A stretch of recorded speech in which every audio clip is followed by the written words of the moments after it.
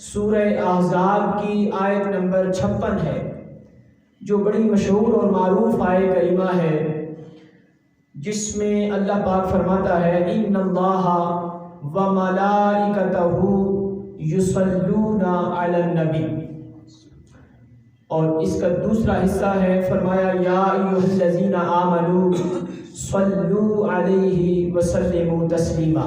اسے آیت درود بھی کہتے ہیں۔ اس میں اللہ پاک نے فرمایا ان اللہ، بے شک اللہ، و ملائکتہ، اور اس کے سارے فرشتے، یصلون علی النبی، نبی برحق پر ہر وقت درود پڑھتے رہتے ہیں۔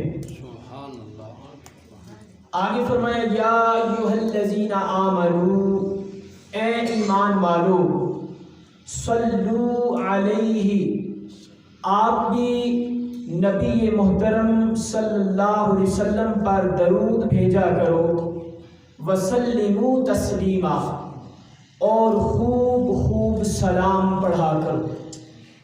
اس میں 3 چیزیں قابل غور ہیں۔ ایک تو یہ کہ میں نے کہا جو ترجمہ میں ہے ان اللہ و ملائکتہ، اللہ اور اس کے سب فرشتے، یعنی سارے فرشتے، ایک یہ چیز اس پر گفتگو ہے۔ پھر آگے فرمایا یصلون علی النبی، اس نبی پر درود بھیجتے رہتے ہیں۔ دوسری بات کہ اس نبی پر ہر وقت درود بھیجتے رہتے ہیں۔ 2 باتیں اس آیت کریمہ میں، اور پھر تیسری یا ایھا الذین آمنوا صلو علیہ، اے ایمان والو تم بھی نبی پاک صلی اللہ علیہ وسلم پر درود پڑھا کرو، وسلموا تسلیما، اور خوب سلام پڑھا کرو۔ سامعین محترم، یہ آیت کریمہ ایک اللہ کی طرف سے جو باقی مقامات ہیں حکمیہ، جو اللہ کی طرف سے حکم نازل ہوئے، مثلا اقیموا الصلاۃ وآتوا الزکاۃ وحج البیت وصوم رمضان، یہ احکامات اللہ کی طرف سے قرآن مجید میں نازل ہوئے۔ بس صرف ان احکامات میں اللہ نے حکم دیا کہ نماز پڑھو، روزے رکھو، حج ادا کرو، زکوٰۃ ادا کرو، بس اللہ کی طرف سے حکم آیا اور ہم نے اس پر عمل کیا۔ اس میں اللہ نے خبر نہیں دی، یعنی پہلے اس کی تمہید یا اس کی فضیلت اور اہمیت نہیں بتائی ان اعمال کی، نہ نماز کے بارے میں صرف حکمیہ فرمایا۔ ہاں، بیشتر مقامات پر نماز کی فضیلت پر، اس کے چھوڑنے پر عذاب بھی ہے، نماز پڑھنے پر اللہ کی طرف سے ثواب ہے، فضیلت ہے، باعث برکت ہے، باقی اعمال بھی۔ لیکن یہ ایک ایسا عمل ہے، اب نماز کو دیکھیں تو نماز پڑھنے سے اللہ پاک ہے، وہ اللہ پاک نماز نہیں پڑھتا۔ اللہ رب العزت روزہ رکھنے سے پاک، اللہ رب العزت حج کرنے سے پاک ہے، اور اللہ پاک زکوٰۃ دینے سے بھی پاک ہے۔ یہ جو ارکان 4 ہیں اور 5واں رکن ہے شہادتین، اس سے بھی اللہ رب العزت پاک ہے۔ سوال کیا مولا، یہ جو تو نے نماز ہم پر فرض کی ہے، کیا تو خود پڑھتا ہے؟ فرمایا نہیں، ساری دنیا میرے سامنے سجدہ ریز ہوتی ہے، میری عبادت کرتی ہے، میں کسی کی نماز پڑھنے سے پاک ہوں، میں خالق ہوں، میں قادر مطلق ہوں، میں نماز نہیں پڑھتا۔ پھر بندے نے عرض کی مولا تو روزہ رکھتا ہے؟ فرمایا روزہ رکھنے سے پاک ساری انسانیت اور مسلمان میری رضا کے لیے، مجھے راضی کرنے کے لیے میرے لیے روزہ رکھتے ہیں، میں کسی کے لیے روزہ نہیں رکھتا، روزہ رکھنے سے پاک۔ حج ساری انسانیت میں سے جو مومن مسلمان ہیں وہ میرے کعبہ کا طواف کرتے ہیں، میں کسی کا طواف نہیں کرتا، وہ پاک ہے، جہاد سے پاک، وہ جسم سے پاک، وہ کسی کے ہیت ادراک میں آنے سے پاک، وہ جہاد سے پاک۔ پھر عرض کی مولا تو زکوٰۃ دیتا ہے؟ فرمایا نہیں، میں زکوٰۃ نہیں دیتا، میں بے حساب دیتا ہوں۔ زکوٰۃ تو وہ ہوتی ہے جو مال میں سے تھوڑا سا حصہ نکال کے بندہ دیتا ہے تو مال پاک ہو جاتا ہے۔ فرمایا نہیں، میں زکوٰۃ نہیں دیتا، بے حساب دیتا ہوں۔ ان اللہ یرزق من یشاء بغیر حساب، میں جسے چاہتا ہوں بے حساب اسے رزق عطا کر دیتا ہوں، گنتا نہیں، گن کر نہیں دیتا، بے حساب دے دیتا ہوں۔ تو یہ ہے اللہ رب العزت کی شان کہ وہ ارکان اس نے ہمارے لیے حکمیہ طور پہ فرمائے اور وہ خود کرنے سے پاک ہے۔ کیا وجہ ہے کہ یہ ایک ایسا عمل، پھر عرض گزار کی مولا کوئی ایسا عمل تو خود بھی کرتا ہو، ایسا عمل کوئی ہے جو تو خود کرتا ہو، تیرے فرشتے بھی کرتے ہو اور ہم بھی وہ عمل کریں کہ ہاں ہمارا پروردگار یہ عمل کر رہا ہے؟ فرمایا ہاں ایک ایسا عمل ہے جو میں خود بھی کرتا ہوں، میرے فرشتے بھی کرتے ہیں، وہ یہ عمل ہے ان اللہ وملائکتہ، میں اللہ، بے شک اللہ کی ذات، وملائکتہ۔ اب اس پر تھوڑی سی سمجھنے کی ضرورت ہے، ملائکتہ کیوں فرمایا؟ یہاں پہ اللہ فرما سکتا تھا کہ میری ذات اور میرے چند برگزیدہ فرشتے، جبرائیل ہیں، میکائیل ہیں، اسرافیل ہیں، عزرائیل ہیں، برگزیدہ فرشتے ہیں جنہوں نے عرش کو تھاما ہوا ہے، وہ نہیں، یہ بھی نہیں فرمایا۔ فرمایا ان اللہ، اگر یہ فرما دیتا کہ اللہ اور اس کے چند فرشتے یا کوئی فرشتہ ملک، نہیں، یہ بھی نہیں فرمایا۔ فرمایا ان اللہ وملائکتہ، ملک کی جمع ملائکہ ہوتا ہے، یعنی ملک ایک فرشتہ اور ملائکہ سارے فرشتے۔ اب اس پہ ہم یہ نہیں کہہ سکتے کہ کچھ فرشتے، وہ کیوں نہیں کہہ سکتے؟ جس طرح اللہ نے فرمایا نا تنزل الملائکۃ والروح، وہ جو سورہ قدر میں فرمایا کہ شب قدر کی رات فرشتے آسمان سے نازل ہوتے ہیں، اب یہاں پر کچھ فرشتے نازل ہوتے ہیں، ملائکتا، یہاں پر فرمایا ملائکتہ، اس کے فرشتے یعنی سارے فرشتے۔ سورہ قدر میں فرمایا کہ کچھ فرشتے نازل ہو جاتے ہیں، اور والروح فیہا، اور روح الامین جبریل امین بھی ساتھ نازل ہوتے ہیں، تخصیص فرما دی۔ اب ہم جو ایک صرف ایمان مجمل پڑھتے ہیں، آمنت باللہ وملائکتہ وکتبہ ورسلہ، یہ جو ملائکتہ ہی ہے یعنی اس کے سارے فرشتے، اگر ہم یہاں پہ ترجمہ یہ کریں کہ میں ایمان لایا اللہ کے بہت سے فرشتوں پر اور اس کی بہت سی کتابوں پر اور اس کے بہت سے رسولوں پر، تو یہ معنی درست نہیں ہوگا۔ فرمایا آمنت باللہ، میں ایمان لایا، وملائکتہ، اس کے تمام فرشتوں پر، سب فرشتوں پر میں ایمان لایا، اور اس کی ساری کتابوں پر ایمان لایا، حالانکہ کتابیں چند ہیں لیکن یہاں پہ ترجمہ یوں ہوگا وَكُتُبِهِ، اس کی جتنی بھی کتابیں ہیں اس پر میں ایمان لایا، وَرُسُلِهِ، اس کے جتنے بھی رسول ہیں اس پر بھی میں ایمان لایا۔ تو یہاں سے ہمیں یہ پتہ چلا کہ ملائکتہ کا مطلب سب فرشتے ہیں، کچھ فرشتے نہیں ہیں۔ معنی ہم نے یہ اخذ کیا ان دو آیات سے کہ اللہ پاک فرماتا ہے ان اللہ و ملائکتہ، اس کے سارے فرشتے یصلون درود پڑھتے رہتے ہیں۔ کیا کرتے رہتے ہیں جی؟ درود پڑھتے رہتے ہیں۔ اب یہ اگر اللہ فرما دیتا، ماضی میں کوئی ایسا لفظ یہاں پہ درج فرما دیتا تو اس کا معنی ماضی میں ہی ہوتا، یعنی انہوں نے پڑھا اور ختم کر دیا۔ اب وہ حال میں یعنی اس زمانے میں بھی نہیں پڑھ رہے اور آگے مستقبل میں بھی نہیں پڑھیں گے۔ لیکن عربی میں یہ تھوڑی سی سمجھنے والی بات، اگر یہ چیز سمجھ آ جائے تو مغالطے دور ہو جاتے ہیں اکثر و بیشتر۔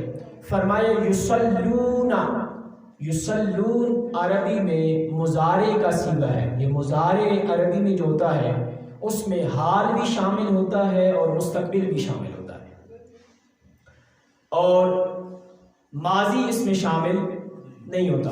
یہاں پہ اللہ نے مضارع کا صیغہ اس لیے رکھا کہ ماضی کی بات کی ختم ہو گئی، انسان یہ نہ سمجھ بیٹھے کہ اللہ نے کوئی کام کیا اور ختم ہو گیا، زمانہ گزر گیا، بات ختم ہو گئی۔ ذہن میں کہیں یہ شک و شبہ نہ پیدا ہو جائے کہ اللہ اور اس کے فرشتوں نے کہیں ماضی میں کوئی کام کیا تھا، نہیں۔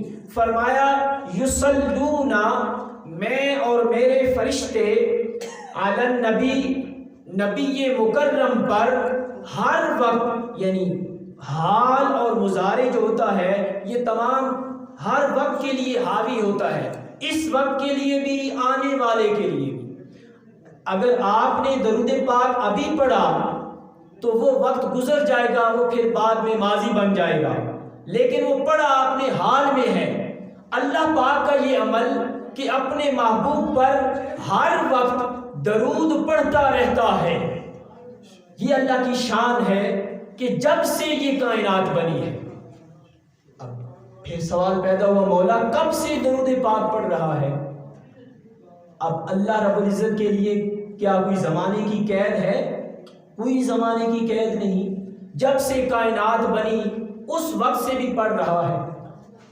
تو پتہ چلا کہ اللہ جب اپنے محبوب پر درود پڑھ رہا ہے، وقت کی قید نہ لگائی، تو پتہ چلا کہ جب سے اللہ پاک درود پڑھ رہا ہے اس وقت سے نبی پاک موجود ہے۔ سبحان اللہ، نبی موجود ہے تو اللہ درود پڑھ رہا ہے۔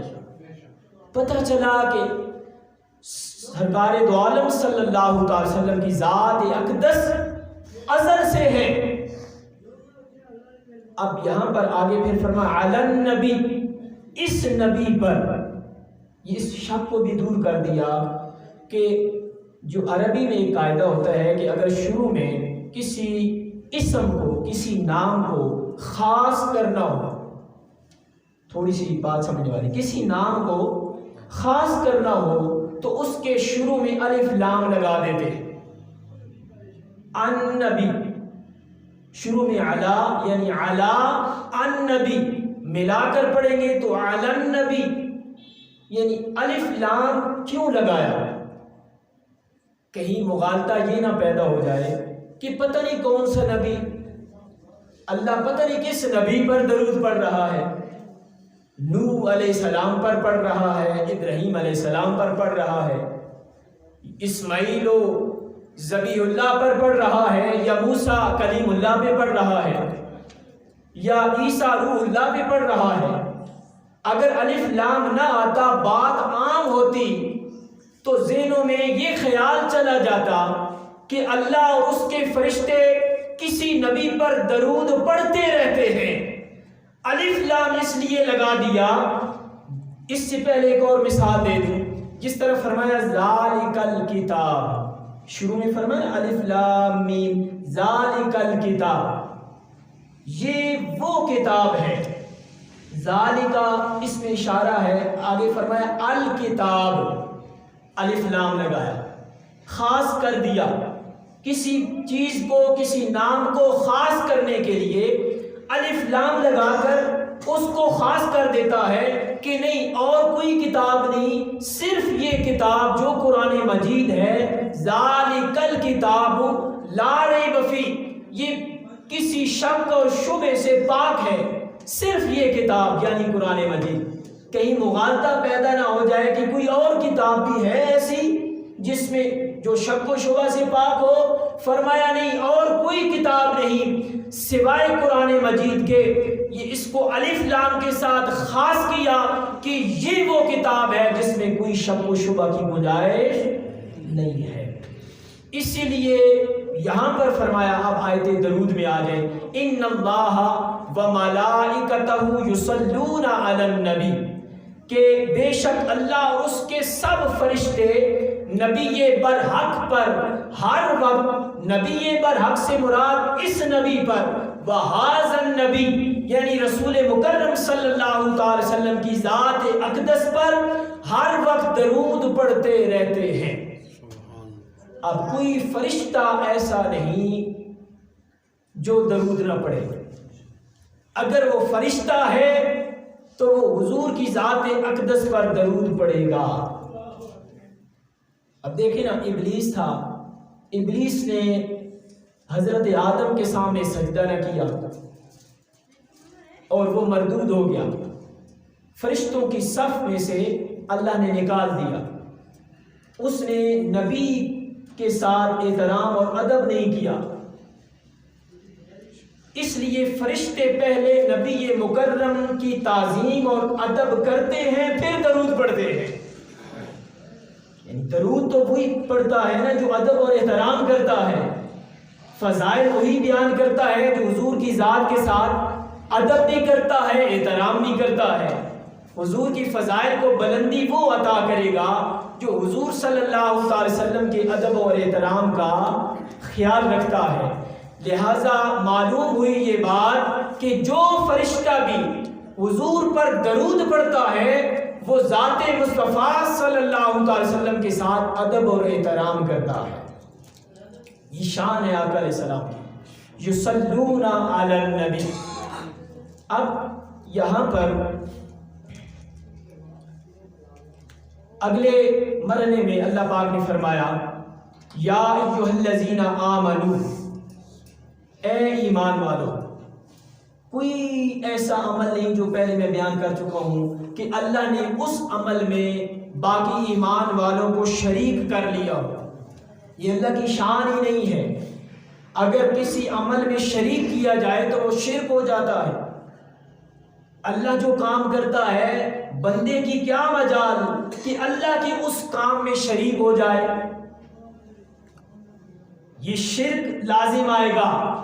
اس شرک کو کی جڑ ختم کرنے کے لیے فرمایا کہ جب میرے محبوب پر درود اور سلام پڑھنے کی بات آئے تو اے بندے مومن، اے مومنین کی صف اور پورا گروہ مومنین، یا ایھا الذین آمنوا، اے ایمان والو، صلو علیہ وسلموا تسلیما، جب درود پڑھنے کی بات آئے اور سلام پڑھنے کی بات آئے تو تم بھی میرے ساتھ، میں چونکہ وحدہ لا شریک ہوں، اس ایک عمل میں تم میرے ساتھ مل کر، شریک ہو کر، شامل ہو کر میرے محبوب پر درود و سلام تم بھی پڑھ لیا کرو،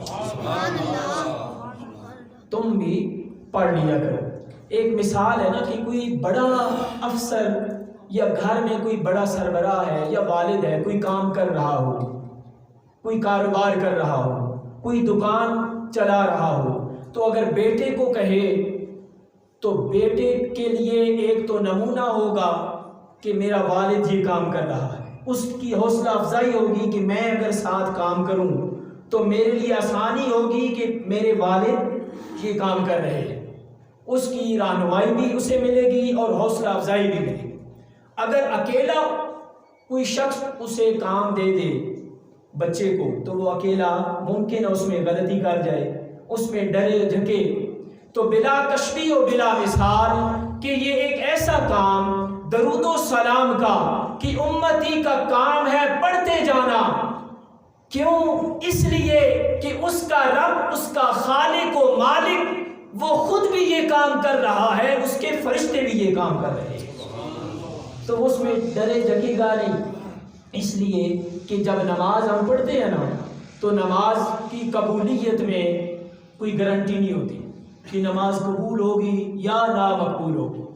ممکن ہے وضو میں کمی رہ گئی، ممکن ہے رکعت میں آگے پیچھے ہو جائے، ممکن ہے کوئی پڑھنے میں غلطی ہو جائے، کوئی وقت کا ٹائم آگے پیچھے ہو جائے، بے شمار اس میں ایسی توجیحات ہیں کہ نماز ممکن ہے قبول ہوئی ہے یا نہیں۔ روزہ کی مثال لے لیں، حج کی مثال لے لیں، زکوٰۃ کی مثال لے لیں، کوئی عمل جب ہم کرتے ہیں تو اس کی قبولیت کی گارنٹی ہمارے پاس نہیں ہوتی۔ اب آ جائیں آیت درود پر اور درود و سلام پڑھنے کی قبولیت کی گارنٹی پر۔ دیکھیں نا، نماز پڑھنے میں کوئی گارنٹی نہیں ہے نا، کوئی آپ نے ایسا عمل کیا اس کی قبولیت میں کوئی گارنٹی نہیں۔ ہاں حسن ظن ضرور ہے کہ اے اللہ ہماری یہ عبادت اپنی بارگاہ میں قبول فرما، لیکن یہاں پر تھوڑی سی ایک اور بات سمجھنے کی ضرورت ہے۔ ایک ہوتا ہے عمل جب اللہ پاک کر رہا ہے تو وہ اللہ کی سنت ہے۔ اللہ کی کیا ہے؟ سنت، کیونکہ وہ اللہ پاک ایک عمل کر رہا ہے۔ کون سا عمل کر رہا ہے؟ اپنے محبوب پر، بولیے ذرا کیا کر رہا ہے جی؟ درود پڑھ رہا ہے۔ یہ اللہ کا عمل ہے اور اللہ کی سنت ہے، طریقہ ہے، طریقہ کو سنت کہتے ہیں۔ یہ اللہ کی سنت ہے کہ وہ اپنے محبوب پر کیا کر رہا ہے؟ درود پڑھ رہا ہے۔ اب ایک طرف سنت اللہ کی ہے، دوسری طرف سنت رسول پاک صلی اللہ علیہ وسلم کی ہے۔ رسول پاک صلی اللہ علیہ وسلم کی سنت کیا ہے؟ نماز پڑھنا، روزہ رکھنا، حج، زکوٰۃ، صدقات اور اچھے اعمال، یہ آقا علیہ السلام کی سنت ہے۔ ادھر خالق کائنات ہے، ادھر ذات مصطفیٰ ہے۔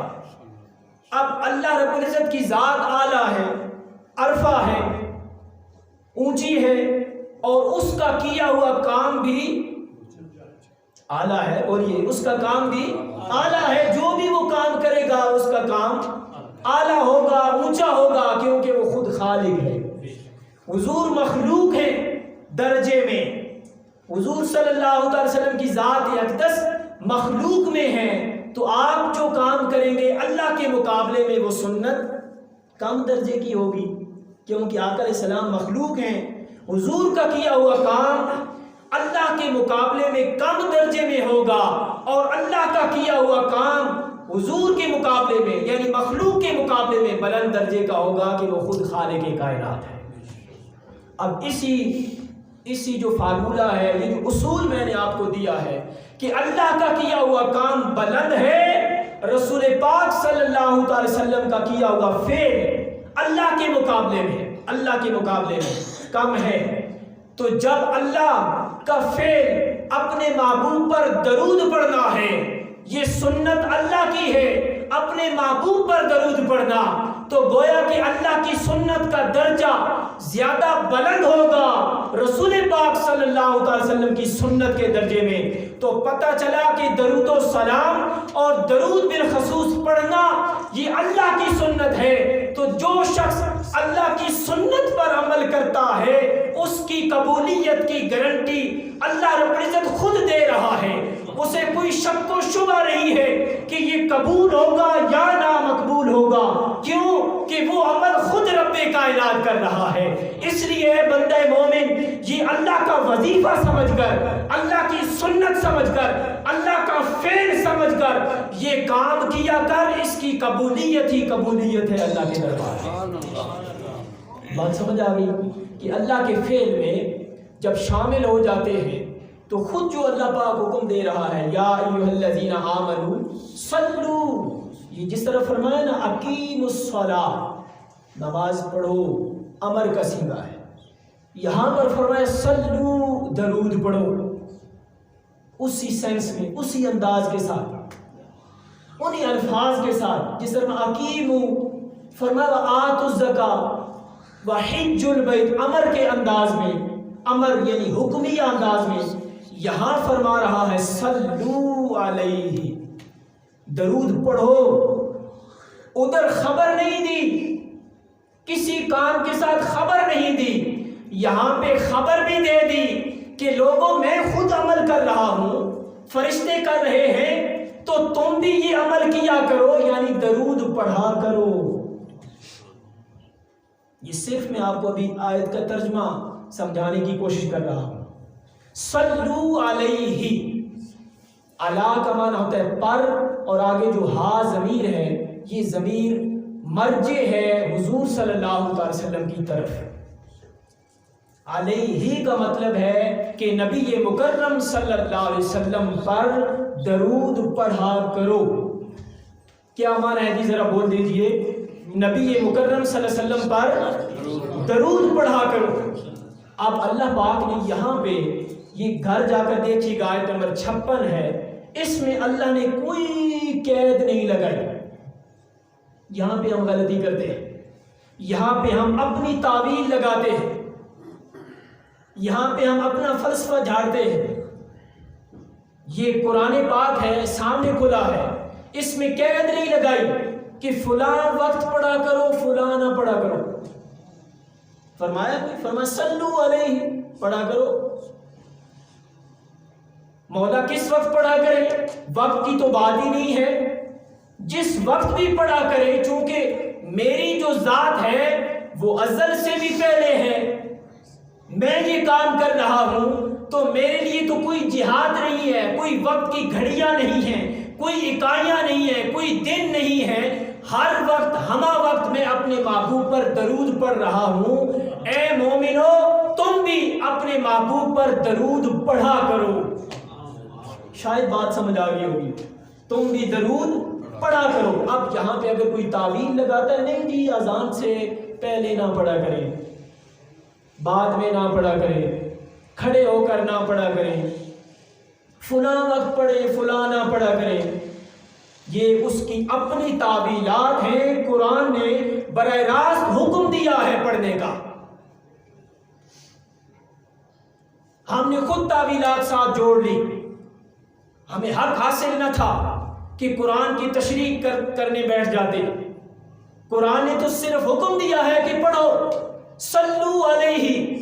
مولا کس زبان میں پڑھے؟ نماز عربی میں پڑھیں، اردو میں پڑھی تو قبول نہیں کروں گا، کسی اور زبان میں پڑھی تو قبول نہیں کروں گا۔ روزہ سحری سے افطار تک یہ شرائط ہیں، اس کے علاوہ ادھر ادھر ہٹے تو روزہ قبول نہیں ہوگا۔ حج ماہ ذوالحج میں ہی کرنا ہے، آگے پیچھے کیا تو حج قبول نہیں کروں گا۔ زکوٰۃ اگر اس مال پر پوری شرائط لاگو نہ ہوں گی، پورا سال نہ گزرے گا تو اس میں سے زکوٰۃ دو گے تو زکوٰۃ نہیں ہوگی، صدقہ ہو جائے گا وہ زکوٰۃ نہیں ہوگی۔ یہ شرائط پوری ہوں گی تو عبادات قبول کروں گا۔ دیکھیں مولا تو کتنا غفور الرحیم ہے، جب بات آتی ہے اپنے محبوب پر، اس کی فضیلت کی، اپنے محبوب پر درود و سلام پڑھنے کی، تو یہ ساری شرطیں تو اٹھا لیتا ہے۔ بول دیں سبحان اللہ۔ ساری شرطیں اٹھا لیتا ہے مولا، نہ وقت کی قید رکھی تو نے، نہ زبان کی قید رکھی، نہیں قید رکھی اللہ نے کہ عربی میں ہی پڑھو، نہیں، فرمایا کہ اعلیٰ حضرت کی زبان میں پڑھو یا امام بوصیری کی زبان میں پڑھو، شیخ سعدی کی زبان میں پڑھو یا علامہ اقبال کی زبان میں پڑھو، جس انداز سے بھی پڑھو گے، بس پڑھنا درود ہے، میرے محبوب پر درود پڑھتے چلو گے، چونکہ میرا یہ فعل ہے، میں وہ عمل تمہارا جب جب بھی کرتے چلو گے میں اسے قبول کرتا چلوں گا۔ صلو علیہ، بس تمہارا کام درود پڑھتے جانا ہے، اس قید میں، اس چکر میں نہیں پڑھنا کہ اونچی آواز سے پڑھو یا دھیمی آواز سے پڑھو، اکیلے پڑھو یا مل کر پڑھو، یہ تمہارے اپنے طبائع ہیں، تمہارا ذوق ہے، جس ذوق میں بھی تم پسند کرتے ہو، اکیلے پسند کرتے ہو اکیلے بیٹھ کے پڑھ لیا کرو، محفل میں پسند کرتے ہو محفل میں پڑھ لیا کرو، مصطفیٰ جان رحمت پہ لاکھوں سلام پڑھنا چاہتے ہو وہ پڑھ لیا کرو، مولا یصلی وسلم دائما ابدا علی حبیبک خیر الخلق کلہم، امام بوصیری کی زبان میں پڑھنا چاہتے ہو ایسے پڑھ لیا کرو، علامہ اقبال کی زبان میں پڑھنا چاہتے ہو، بس پڑھنا تو ہے کہ محبوب کی فضائل کو بلند کرنا ہے اور محبوب سے وہ تعلق پیدا کرنا ہے، مقصد پڑھنا ہے، میں اسے قبول کرتا چلا جاؤں۔ سبحان اللہ کی محمد سے وفاتوں نے تو ہم تیرے ہیں، یہ جہاں چیز ہے کیا سب لہو قلم تیرے ہیں۔ حضور صلی اللہ علیہ وسلم سے وہ ناطہ جوڑنا ہے نا، جو لوگ پچھلے جمعہ پر تھے، میں نے کہا تھا نا کہ وہ نسبت کیسے پیدا ہوتی ہے۔ یہ ساری تمہید میں نے اس لیے آج بنائی کہ وہ نسبت تو سارے بتاتے ہیں جی، محبت رسول کیسے پیدا ہوتی ہے، وہ محبت رسول کیا ہے۔ یہ سارے سوالوں کے جواب ایک ہی جواب ہے کہ محبت رسول اگر پیدا کرنی ہے اپنے دلوں میں صحیح معنوں میں، حقیقی معنوں میں، قولی نہیں، وقتی طور پہ نعرے لگا کے، جھنڈا اٹھا کے، ایک دن وہ جشن منا کے ہم جی بڑے عاشق رسول ہیں، نہیں، وہ قولی محبت تو ہو سکتی ہے، وقتی محبت تو ہو سکتی ہے، عملاً اس محبت کو ہم نے اپنے دلوں میں ڈالنا ہے۔ یہ کون آج بتا رہا ہے؟ ہمارے اللہ ماشاءاللہ علماء کرام سٹیجوں پر جو سٹیجوں کی زینت بنتے ہیں، آج نوجوان نسل سوال کرتی ہے کہ یہ میں کہاں سے ملے گی؟ وہ مارے پھر کر تلاش کرتے ہیں کہ محبت رسول کہاں سے ملے گی، ہمیں بھی دکھاؤ تو صحیح۔ اس کو قرآن اور حدیث سے بتانا ہے، نوجوان نسل کو قرآن سے جوڑنا ہے، حدیث سے جوڑنا ہے کہ محبت رسول کیا شے ہے، کیسے پیدا ہوتی ہے۔ آئیے علامہ اقبال کی نظر میں محبت رسول کیسے آتی ہے۔ آپ فرماتے ہیں کہ چوں بنام مصطفیٰ خانم درود، بہت پیارا کلام فارسی میں لکھتے ہیں، کہتے ہیں کہ چوں بنام مصطفیٰ خانم درود، از خجالت آب مئی گردد وجود۔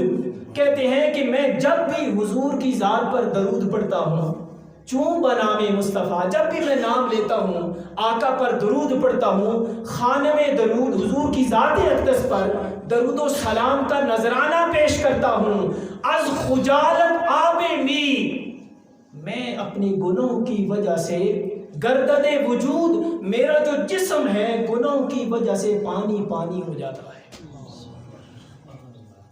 یہ علامہ کا عقیدہ ہے۔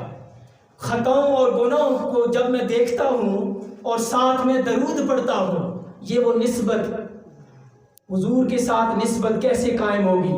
قائم ایسے ہوگی کہ اپنے محبوب پر درود پڑھنا شروع کر دیں گے۔ یہ اس کا جواب ہے، درود پڑھنا شروع کر دیں گے حضور کی ذات اقدس پر، تو وہ جو نسبت کمزور ہو گئی تھی، جو ٹوٹ رہی تھی، وہ دوبارہ بحال ہونا شروع ہو جائے گی۔ آپ سے کسی نے پوچھا کہ اے علامہ، ڈاکٹر عبد الحمید ایک بزرگ گزرے ہیں جو کنگ ایڈورڈ میڈیکل کالج کے پروفیسر تھے، وہ ایک دن علامہ سے ملنے آئے، پوچھا کہ علامہ آپ علم کی وجہ سے تو علامہ بن گئے اور پی ایچ ڈی کی آپ ڈاکٹر بن گئے، آپ حکیم الامت کیسے بنے؟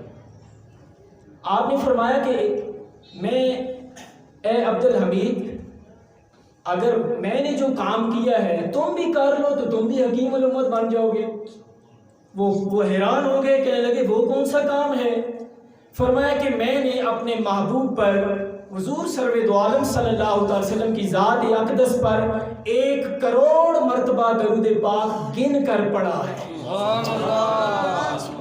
اگر تم بھی یہ کام کر لو تو تم بھی حکیم الامت بن جاؤ گے۔ تو یہ جو مرتبہ ملتا ہے وہ اس کے پیچھے ایک بہت محنت درکار ہوتی ہے، تسلسل ہوتا ہے۔ ایک دن کچھ لوگ آپ کے پاس ملنے آئے آپ کے دولت خانے پر، تو جب وہ بیٹھے تو علامہ کی آنکھوں سے آنسو جاری تھے، آپ دیدہ تھے، رو رہے تھے۔ انہوں نے بیٹھتے ہی سوال کیا کہ علامہ آپ کی آنکھوں سے آنسو آنے کی کیا وجہ ہے؟ فرمانے لگے کہ ابھی کچھ لوگ مجھ سے مل کر گئے ہیں، تو ان میں سے ایک نوجوان تھا، وہ جب بھی بات کرتا تو وہ کہتا جناب محمد صلی اللہ علیہ وسلم. وہ جب بھی بات کرتا جناب محمد صلی اللہ علیہ وسلم کہتا, تو وہ کہتا رہا. تو آپ نے کہا کہ جس قوم کے جوانوں کی یہ حالت ہے کہ اپنے محبوب کو کیسے پکارنا ہے, کیسے نام لینا ہے, اگر اس قوم کے جوانوں کی یہ حالت ہوگی تو اس قوم کے مستقبل کا کیا حال ہوگا. میں اس لیے آپ دے رہا ہوں, جوانوں اگر اپنی زندگی کو روشن کرنا چاہتے ہو, دنیا کے میدانوں میں کامیابی حاصل کرنا چاہتے ہو, اور قبر کی تاریکی کو ختم کرنا چاہتے ہو, اور کل قیامت کے دن سرخرو ہو کر اٹھنا چاہتے ہو, تو صرف آج کے اس پرفتن دور میں صرف ایک نسخہ کیمیا ہے, وہ اپنے محبوب سے کٹا ہوا رشتہ دوبارہ بحال کر لو. تمہاری دنیا بھی کامیاب ہو جائے گی, تمہاری آخرت بھی کامیاب. سبحان اللہ. وہ کٹا ہوا رشتہ حضور صلی اللہ علیہ وسلم کی ذات اقدس پر درود پڑھنا ہے. وہ کیا ہے جی؟ درود پڑھنا ہے, سلام پڑھنا ہے. درود پڑھنے سے میں اکثر کہا کرتا ہوں ثواب ملتا ہے, گناہ معاف ہوتے ہیں, فضیلتیں بڑھتی ہیں. سلام کرنے سے جواب آتا ہے. سبحان اللہ. حضرت امام جلال الدین سیوطی رحمۃ اللہ تعالی بہت بڑے بزرگ گزرے ہیں, جن کو بھی یہ بزرگی ملی ہے, جن کے نام آج تک زندہ ہیں. علامہ اقبال کو دنیا آج تک کیوں پڑھتی ہے؟ جب تک ان کا شعر تقریر میں نہ کیا جائے وہ خطاب مکمل نہیں ہوتا. پی ایچ ڈی ہو رہی ہے علامہ پر, کیوں؟ اس کی بیسک وجہ میں نے آپ کو بتا دی ہے کہ ان کا جو رشتہ تھا روحانی, وہ جو تعلق تھا آقا علیہ السلام کے ساتھ, وہ جو رات کو قرآن پاک کھولتے تھے تو آنسوں کی لڑی بن جاتی تھی, اور شیخ نور محمد اٹھ کر کہتے تھے کہ اے بیٹا قرآن ایسے پڑھا کرو جیسے کہ ابھی تجھ پر نازل ہو رہا ہے. نوجوانوں, آج ہمارے اپنی زندگیوں کو قرآن کے ساتھ جوڑنا ہے, صاحب قرآن کے ساتھ جوڑنا ہے. یہ قولی اور وقتی محبت کام نہیں آئے گی, عملاً ساری زندگی لمحہ بلمحہ اس عمل کو ساتھ لے کر چلنا ہے. درود کا جب میں نے معنی دیکھا لغت میں درود کا, تو درود کا معنی ہے کہ ہر وہ نیک عمل جس کے کرنے کے درمیان کوئی وقفہ نہ آ جائے. ہر نیک عمل جس کے کرنے میں کوئی انقطاع نہ آ جائے, رکاوٹ نہ آ جائے. یعنی کوئی کام بھی شروع کرے تو وہ مسلسل کرتا چلے, اس میں رکاوٹ نہ آئے. تو اس معنی کی روح سے یہ پیغام دیتا چلوں کہ درود کا مطلب یہ ہے کہ جھوٹ سے باز آ جائے, مسلسل سچ بولتا رہے, سچائی میں بولنے میں رکاوٹ نہ آئے, کہیں جھوٹ بیچ میں نہ بول دے, مسلسل حلال کماتا رہے, حلال کمائی میں انقطاع نہ آ جائے, بیچ میں کوئی حرام کا لقمہ نہ چلا جائے. گویا کہ انسان کی ساری زندگی نہ کلام میں کوئی رکاوٹ آئے, نہ اخلاق میں, نہ کردار میں, نہ معاش میں, نہ معاشرت میں, نہ تہذیب میں, نہ تمدن میں, حتیٰ کہ نہ افکار میں اور نہ سیاست میں رکاوٹ نہ آئے, انقطاع نہ آئے, کوئی اس میں ایسی بات نہ آ جائے جو رسول پاک صلی اللہ تعالی وسلم کے اصولوں کے مطابق اور آقا علیہ السلام کا عطا کردہ جو نظام ہے اس کے خلاف ہو جائے. جب پوری زندگی انسان کی آقا علیہ السلام کی سیرت مطہرہ پر گزرنی شروع ہو جائے گی تو پھر اس میں انقطاع نہیں ہوگا, اس میں تسلسل ہوگا. یہی درود کا معنی ہے. وہ کام کرے گا بازار میں, نیک نیتی سے کرے گا, اللہ کے ہاں اس کا اجر لکھتا چلا جائے گا. وہ عبادت ہے. یہاں پر ایک اور چیز کی میں وضاحت کروں, 2-3 منٹ باقی ہیں, کہ یہ درود کیوں قبول ہوتا ہے, قطعی القبول کیوں ہے, نماز کی قبولیت میں گارنٹی کیوں نہیں ہے. اس میں ہم جب نماز شروع کرتے ہیں تو ہم کہتے ہیں میں نے نیت کی, ایسے ہی کہتے ہیں، یا میں نیت کرتا ہوں آگے نماز ہو رہی ہے، ایسے ہی کہتے ہیں کہ نہیں؟ بولیے ذرا، میں نیت کرتا ہوں، میں نیت کرتا ہوں، اس میں میں کا لفظ ایڈ کرتا ہے بنا۔ جیسے جو نفلی اعتکاف کی نیت کرتے ہیں تو اس میں کیا کہتے ہیں؟ نوائیت سنت الاعتکاف، میں نفلی اعتکاف کی، بولیے میں نفلی اعتکاف، اس میں شامل ہوگی، میں نفلی اعتکاف کی نیت کرتا ہوں۔ پھر اگر عربی میں سے کہیں انی وجہت، میں، اس میں بھی میں آ گئی، بے شک میں، انی لفظ میں آ گئی۔ مولا اب نماز پڑھی ہے تو قبول ہوئی یا نہ ہوئی، اس کی کیا وجہ تھی؟ فرمایا چونکہ نیت میں تھی، کسی نے میں مغالطے میں اپنی بڑائی بیان کرنے کے لیے کہ میں بڑا ہوں، میری ذات یہ ہے، میں یہ ہوں، میں وہ ہوں، میری برادری وہ ہے، فلاں ہے، اگر اس کی میں اپنی ذات کے لیے آ گئی تو میں اس کو دیکھوں گا کہ وہ اس نے میرے لیے نماز پڑھی ہے یا اپنی بڑائی کو بیان کیا ہے، اس میں نیت کو دیکھوں گا۔ انما الاعمال بالنیات، میں نیتوں کو دیکھ کر نماز قبول کروں گا۔ اگر نیت میں خلوص ہوا، اس نے میرے لیے پڑھی، تب تو میں قبول کروں گا۔ اگر اس نے اپنی بڑائی بیان کی، اس کی ذات اس میں شامل ہو گئی، تو میں اسے قبول نہیں کروں گا۔ میں تو خالص شے پسند کرتا ہوں، میں خود خالص ہوں، خالص سودا پسند کرتا ہوں، تو مولا تو پھر درود کو کیوں قبول کرتا ہے؟ درود کو کیوں قبول کرتا ہے؟ فرمایا کہ بندے اس میں تیری میں شامل ہی نہیں ہے۔ اب پڑھیے ذرا، اللہم صلی علی، اس کا معنی کیا ہے؟ اے اللہ تو بھیج۔ بڑی قابل توجہ ہے یہ بات، اگر یہ بات سمجھ آ جائے۔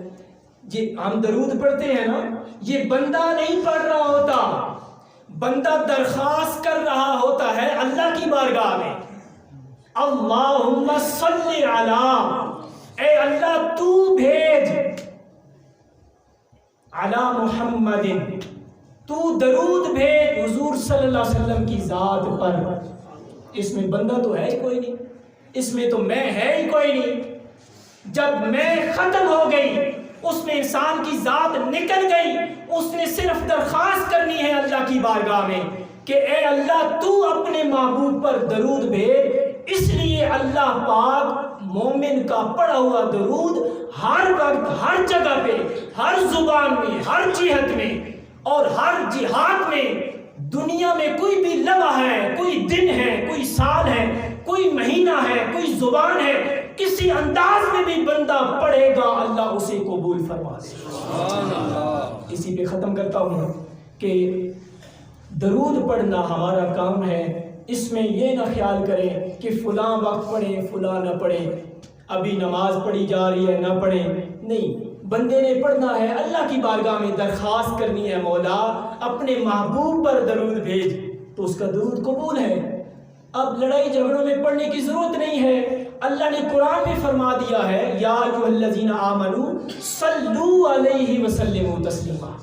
قطعی دلیل میں نے آپ کو دے دی، آیت نمبر 56 سورۃ الاحزاب، اس کو اٹھا کر دیکھیں۔ اللہ رب العزت کی بارگاہ میں دعا ہے کہ جب ہم درود و سلام پر تسلسل جاری رکھیں گے تو ہماری زندگیاں دنیا میں بھی روشن ہوگی اور کل قبر اور قیامت کے دن بھی روشن ہوگی۔ اللہ پاک عمل کی توفیق۔